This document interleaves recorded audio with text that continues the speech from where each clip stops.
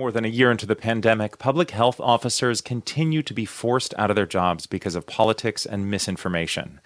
There are barely 1 million people in Montana, but a reported 17 county health officers have now either been forced out, resigned, or retired early. NPR's Kirk Ziegler has the story of one who is speaking out.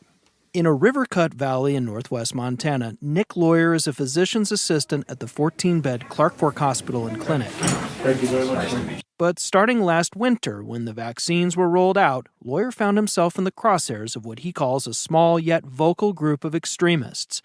He was surprised because by then, Montana's governor, Greg Gianforte, had already overturned the state's mask mandate and banned private businesses from requiring their employees to get vaccinated. It appeared there was a coordinated campaign of harassment targeted at him. It's really disappointing that these people who I've cared for, these people whose kids I've coached, suddenly decided that I'm some sort of outsider. Lawyer grew up here. His family goes back 5 generations in Sanders County. This hospital my mom worked at.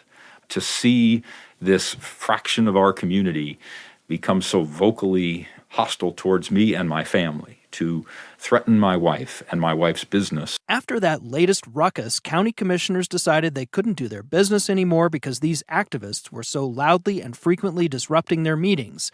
So they asked for Lawyer to resign, and he did. Travis McAdam tracks extremism at the Montana Human Rights Network. Extremism experts say dark money groups provide all the social media tools and training online. In most cases, no, it's not just a spontaneous thing where 100 people all of a sudden decide to go to the school board meeting that night. Anti-government militants like Ammon Bundy started recruiting and organizing around lockdowns early in the pandemic. Now Bundy and others are running for office and seats on these boards.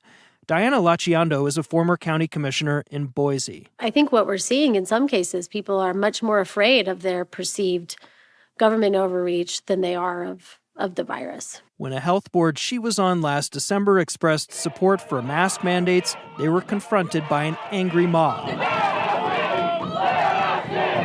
Outside Laciando's house, protesters also screamed and played clips from Scarface. Today, she's worried qualified people just won't want to serve in these positions anymore. That is incredibly sad, but also scary, because then you're left with who does step up and what are their aims and motivations if they aren't altruistic. Nationally, a New York Times analysis found more than 500 top health officials left their jobs in the last 19 months. In Sanders County, Montana, the physician's assistant, Nick Lawyer, says out of the 25 local nurses and doctors, he's heard of none who are willing to step up and fill his vacated seat. He says the anti-science climate in Montana right now is chilling. However genuine in the effort to preserve individual choice and individual right, when we politicize and marginalize expert opinion, will certainly further push us down the road of fascism. And in the nearer term in Montana, where Lawyer says public health experts are being sidelined, people will get sicker and probably die sooner. Kirk Ziegler, NPR News, Plains, Montana.